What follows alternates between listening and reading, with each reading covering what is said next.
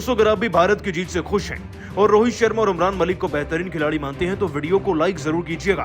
दोस्तों बल्लेबाजी तो बल्लेबाजी, लेकिन गेंदबाजी में भी आज भारतीय खिलाड़ियों ने न्यूजीलैंड की टीम के परखच्चे उड़ा कर रख दिए। लेकिन आखिरकार कैसे पांड्या, शार्दुल ठाकुर और उसके बाद उमरान मलिक ने अपनी रफ्तार के दम पर न्यूजीलैंड की टीम को आज पानी भरने पर मजबूर कर दिया। तीनों की गेंदबाजी के कॉम्बिनेशन ने कैसे भारत को इस मैच में जिताया, आपको तीनों की गेंदबाजी का पूरा वीडियो दिखाने जा रहे हैं। लेकिन उससे पहले आप सभी को क्या लगता है भाई, पांड्या, उमरान मलिक और शार्दुल ठाकुर में वाकई में तीनों में सबसे बेहतर तेज गेंदबाज कौन है? नीचे कमेंट करके हमें बताना नहीं भूलिएगा। दोस्तों भारत और न्यूजीलैंड की टीम के बीच में खेले गए सीरीज के तीसरे वनडे मैच को भारतीय क्रिकेट टीम ने जीतकर अपने नाम कर लिया। लेकिन इस मुकाबले में मानना पड़ेगा, बल्लेबाज तो बल्लेबाज, हमारे गेंदबाजों ने भी न्यूजीलैंड को कहीं का नहीं छोड़ा। जैसे ही ये मैच शुरू होता है वैसे ही दोस्तों रोहित शर्मा और शुभमन गिल का तांडव भी शुरू हो जाता है। आज दोनों खिलाड़ियों ने मिलकर इतने चौके व छक्के लगाए कि शायद ही किसी पार्टनरशिप में बने होंगे। दोस्तों ये न्यूजीलैंड की टीम के खिलाफ भारत की अब तक के इतिहास की सबसे बड़ी पार्टनरशिप बन गई। रोहित शुभमन गिल भी शतक लगा गए। दोस्तों ये मुहावरा यहाँ सिद्ध होता है कि बड़े मियाँ तो बड़े मियाँ, छोटे मियाँ सुभान अल्लाह। आपको बता दें दोस्तों कि शुभमन गिल एक नहीं 2 कदम आगे निकले रोहित शर्मा से। यहाँ रोहित शर्मा ने दोस्तों लगभग 38 से 40 गेंदों के अंदर अपना 50 पूरा किया, तो शुभमन गिल ये माइलस्टोन 30 गेंदों में ही कर चुके थे। खैर दोस्तों रोहित शर्मा के 101 रन और शुभमन गिल के 103 रन भारत को एक बहुत अच्छी खासी बढ़त दे गए।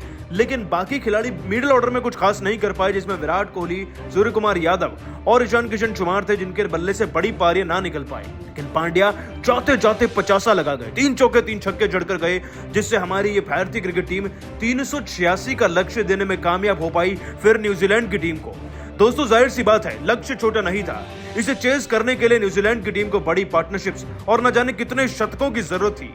लेकिन पार्टनरशिप तो छोड़िए, आज मैदान में न्यूजीलैंड की टीम का टिके रहना भी मुश्किल हो गया था। दोस्तों हार्दिक पांड्या ने आते ही पहले ओवर की दूसरी गेंद पर फिन एलन को 0 पर आउट करके भारत को शानदार और उनका पहला विकेट सौगात में दे दिया था। इसके बाद 10-12 ओवर जरूर लगे, लेकिन अगला विकेट कुलदीप यादव की गेंदबाजी से मिला जब उन्होंने हेनरिक निकोल्स को 40 रन पर आउट कराया।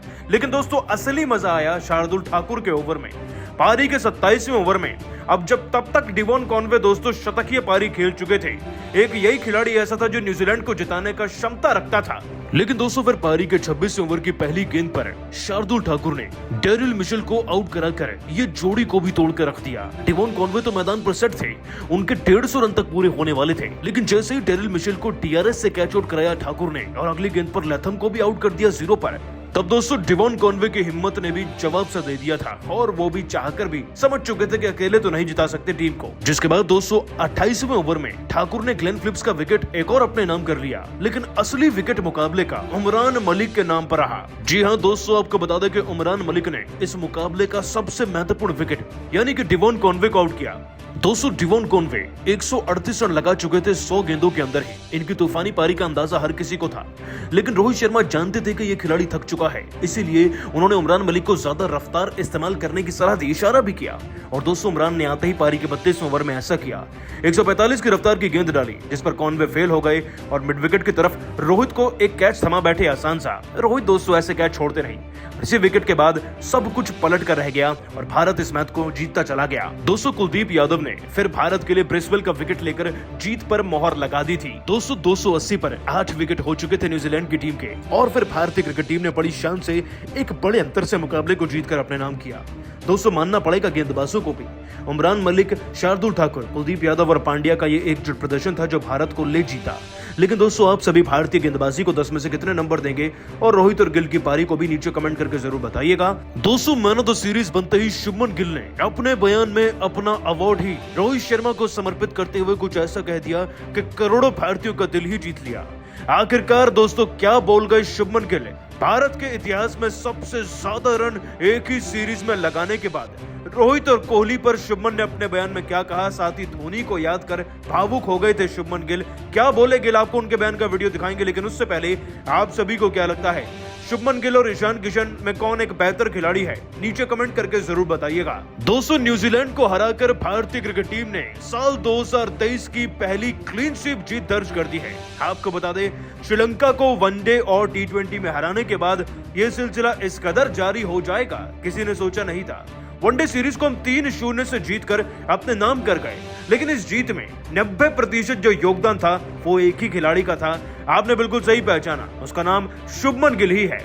दोस्तों, इस साल शुभमन गिल का नाम हर किसी के दिल में है और इसके पीछे एक कारण भी है। श्रीलंका के खिलाफ वनडे सीरीज में जब उन्हें सलामी जोड़ी के तौर पर उतारा गया तो किसी को यकीन नहीं था कि ये युवा खिलाड़ी कुछ कर भी जाएगा, लेकिन पहले ही मैच में आते ही गिल साहब ने शतक जड़ दिया और फिर पूरी सीरीज में 207 रन बनाकर गए। एक युवा खिलाड़ी को मौका मिलने के बाद इतने रनों की दोस्तों अपेक्षा नहीं होती, लेकिन शुभमन गिल ने सबको उधर भी गलत साबित किया और आज भी। दोस्तों, आपको बता दें, इस सीरीज में यानी कि न्यूजीलैंड के खिलाफ पहले मैच में शुभमन का दोहरा शतक यानी कि 208 रन तो थे ही। उसके बाद दूसरे वनडे मैच में मौका नहीं मिल पाया बल्लेबाजी का, ज्यादा कुछ खास 40 रन बनाए थे, लेकिन अब फिर से शतक लगाकर उन्होंने कुछ ऐसा कर दिया जो कोहली भी नहीं कर पाए। दोस्तों, अगर शुभमन गिल के न्यूजीलैंड की टीम के खिलाफ वनडे सीरीज के सारे रनों का जोड़ निकाल लिया जाए ना तो 360 रन बनते हैं। इतने रन दोस्तों ना तो किंग कोहली, ना ही महेंद्र सिंह धोनी और ना ही रोहित शर्मा ने भी कभी लगाए हैं। है ना अपने आप में बेमिसाल रिकॉर्ड, और इनकी बदौलत ही आज का स्कोर जो था वो 386 तक पहुंचा और हमने इस मैच को एक अच्छे खासे अंतर से जीतकर अपने नाम भी किया। और दोस्तों, आखिरकार इन्हें मैन ऑफ द सीरीज का अवार्ड मिले भी क्यों ना, ये इससे भी कई ऊपर के अवार्ड लायक हैं। लेकिन दोस्तों, शुभमन गिल को जब इस खास व नायाब अवार्ड से नवाजा गया तो उनके शब्द कुछ ऐसे थे कि सुनकर शायद आपका भी दिल बाग बाग हो जाएगा। अब दोस्तों, शुभमन गिल ने अपने बड़ों का आदर करते हुए, कप्तान को याद करते हुए मैन ऑफ द सीरीज का अवार्ड उन्हें ही समर्पित कर दिया और वाकई में अपने बयान में कुछ ऐसा कहा कि आप सलाम करने वाले हैं। दोस्तों, आपको बता दें कि शुभमन गिल ने मैन ऑफ द सीरीज बनते ही अपने बयान में कहा, मैन ऑफ द सीरीज का अवार्ड वाकई में सोचा नहीं था कि साल 2023 की शुरुआत ऐसी होगी, लेकिन सच बताऊं तो इस पूरी सीरीज के दौरान एक लम्हा भी ऐसा नहीं था जब रोहित भाई ने मेरा साथ छोड़ा हो। उनके साथ मैदान में बल्लेबाजी करना, इस तरीके से उतरना मैं बहुत ज्यादा एंजॉय करता हूं और इससे सीखने को भी बहुत कुछ मिला है। वो संयम, वो हार्डवर्क जो वो मैदान के बाहर करते हैं और जिस धैर्य से वो बल्लेबाजी करते हैं मैदान में आकर, उस धैर्य से वो सपोर्ट मिल पाया जिसके चलते दोहरा शतक भी बना और शतक भी बन गया। आज ये अवार्ड पूरी तरीके से मेरे कप्तान को समर्पित है, क्योंकि शायद मुझसे भी बेहतर खिलाड़ी हो सकते हैं, लेकिन कप्तान ने मुझे चुना और मैं इस मौके को तब जाकर भुना पाया। साथ ही मैं कोहली और धोनी भाई का भी शुक्रिया अदा करना चाहूंगा, जिन्होंने हमेशा मुझे बल्लेबाजी के अच्छे टिप्स दिए और उनकी बदौलत ही आज मैं इस मुकाम पर पहुंच पाया हूं। हमारे गेंदबाजों ने भी सीरीज में बहुत अच्छा प्रदर्शन किया है। यह अवार्ड मैं उनके साथ भी शेयर करना चाहूंगा और उम्मीद है ऐसे ही हम आगे सीरीज पे सीरीज जीतते रहे। दोस्तों, शुभमन गिल वो नाम है जिसे भारत का दूसरा वीरेंद्र सहवाग या दूसरा सचिन तेंदुलकर कहा जाने लगा है, क्योंकि सलामी जोड़ी में ऐसे ही स्पार्क की कमी थी जो धवन में थोड़ा बहुत मिसिंग था। अब दोस्तों, गिल की जगह तो कंफर्म लग रही है, लेकिन आप सभी को क्या लगता है, शुभमन गिल, रोहित शर्मा और पांड्या में कौन बेहतर है? नीचे कमेंट करके जरूर बताइएगा। दोस्तों, शार्दुल ठाकुर के चमत्कारी ओवर और रोहित शर्मा की चतुराई भरे फैसले के चलते पूरा मैच ही पलट गया और कैसे इस हारे हुए मैच में फिर भारतीय क्रिकेट टीम ने पलटवार करते हुए रोहित की कप्तानी के बल पर इस मैच को जीतकर अपने नाम किया। दोस्तों, इस मैच का सबसे बड़ा टर्निंग पॉइंट आपको दिखाने जा रहे हैं, लेकिन उससे पहले आप सभी को क्या लगता है, रोहित, कोहली और पांड्या में सबसे बेहतर कौन है? नीचे कमेंट करके जरूर बताइएगा। दोस्तों, सीरीज जीतना और सीरीज को 3-0 से जीतना दोनों में फर्क होता है और आज इसी फर्क को पूरा करने के लिए भारतीय क्रिकेट टीम इंदौर के होलकर स्टेडियम में उतरी है। आपको बता दें, भारतीय क्रिकेट टीम ने इस सीरीज को 2-0 से पहले ही अपने नाम रायपुर में कर लिया था, लेकिन आज कुछ ऐसी शुरुआत रही, कुछ ऐसे धमाके हुए जिन्हें हर कोई भारतीयों के साथ साथ दिग्गज भी सलाम कर गए हैं। दोस्तों, भारतीय क्रिकेट टीम के कप्तान रोहित शर्मा जब टॉस नहीं जीत पाए तो हमें पहले बल्लेबाजी मिल गई। होलकर स्टेडियम है, छोटा स्टेडियम है, तो मुकाबला तो हाई स्कोरिंग जाना ही था, लेकिन इतना ज्यादा हाई स्कोरिंग जाएगा किसी को 1% भी रत्ती भर पता नहीं था।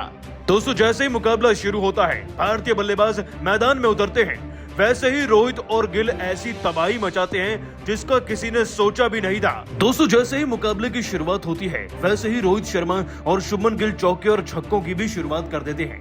2 ओवर में 7 रन, 4 ओवर में 30 रन और देखते ही देखते 8 ओवर में 70-80 से ज्यादा रन बन जाते हैं। 33 गेंदों में शुभमन गिल का 50 आता है और लगभग 42 गेंदों के अंदर रोहित शर्मा का।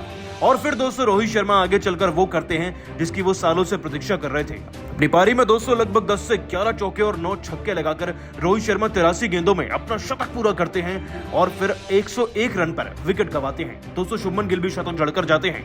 दोनों की पारी भारत को बहुत आगे ले जाती है। इसके अलावा दोस्तों और कोई बहुत कुछ खास तो नहीं कर पाया, लेकिन जाते जाते हार्दिक पांड्या एक बेहद तूफानी पारी खेलकर गए जिसमें 3 चौके और 3 छक्के भी शुमार थे।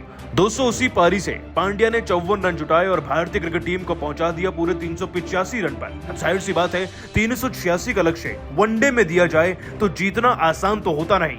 ऊपर से दोस्तों जब आपको विरोधी टीम का विकेट मात्र 0 रन पर मिल जाए तो सोने पर सुहागा ही होता है। हार्दिक पांड्या ने आकर पहले ही ओवर की दूसरी गेंद पर फिन एलन को 0 पर क्लीन बोल्ड करके जीतने के चांसेस बढ़ा दिए थे। लेकिन दोस्तों ये न्यूजीलैंड की टीम है, असंभव को संभव बनाना ही इनके लिए कार्य माना जाता है। दोस्तों अगला विकेट मिलने में ही पारी के 15 ओवर बीत चुके थे। वो भी कुलदीप यादव ने हेनरी निकोल्स को आउट किया, लेकिन तब एक ऐसा तूफान आया कि मैच जीतना असंभव वही लग रहा था। न्यूजीलैंड की टीम के बल्लेबाज दोस्तों डिवॉन कॉनवे और टेरिल मिशेल मानो गोंद की तरह मैदान में चिपक चुके थे।